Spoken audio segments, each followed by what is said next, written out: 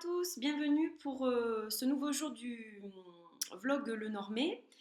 Aujourd'hui, on va parler de la carte 31 qui est celle du Soleil et de la 32 qui est celle de la Lune. Donc on va commencer par le Soleil. Donc j'ai pris celui qui est issu du jeu de Ciro Marchetti, voilà, que je trouve magnifique.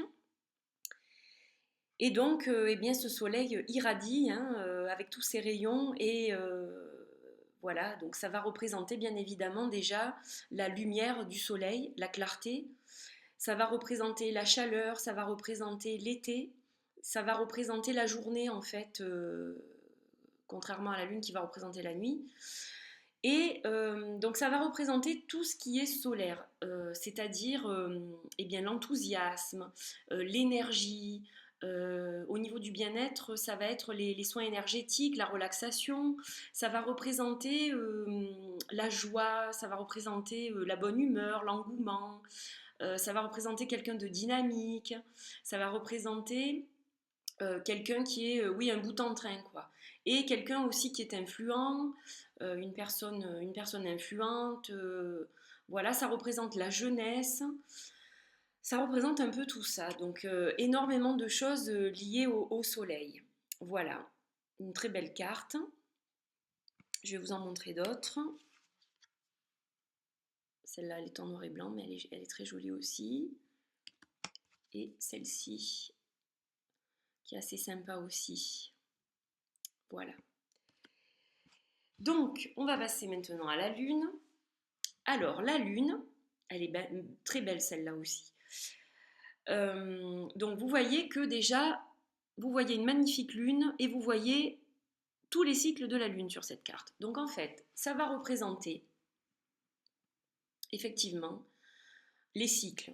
Donc, tout ce qui est cyclique.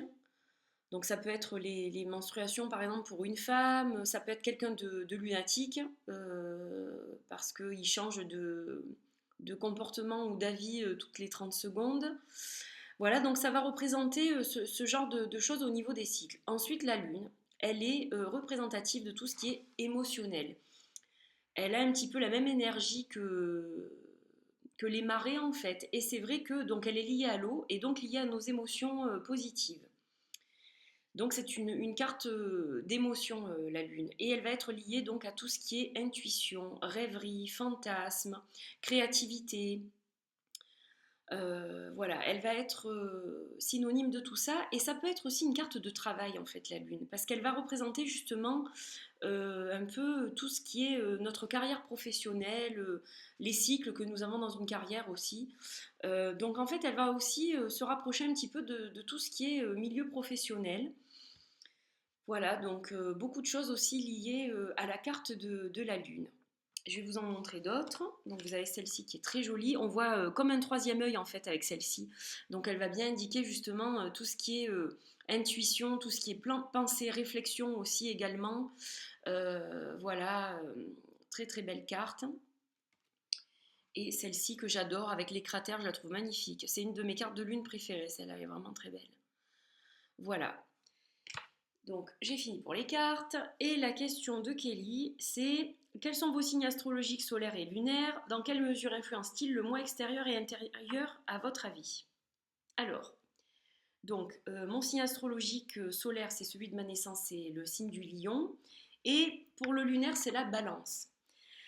Alors c'est vrai que ça influence parce que bon, j'ai du lion mais qui est atténué quand même par mon ascendant qui est le cancer. Donc en fait, contrairement à beaucoup de lions, qui sont vraiment des lions, je cherche pas toujours, enfin je cherche pas à prendre le pouvoir, enfin tout ce qu'on dit sur le lion, c'est-à-dire c'est quelqu'un qui veut toujours diriger, c'est quelqu'un qui veut toujours briller, etc. Donc j'ai par moments ces côtés, mais c'est atténué. C'est-à-dire que je suis pas leader, euh, briller. Je suis plutôt quelqu'un d'assez réservé quand même dans la vie. Donc c'est vrai que ce côté-là, on va pas le voir tout de suite. Après, quand je connais, oui, c'est vrai que je vais être expansive et tout ça, mais ça va pas se voir forcément. Donc c'est le signe le solaire ressort, mais pas tout le temps en fait.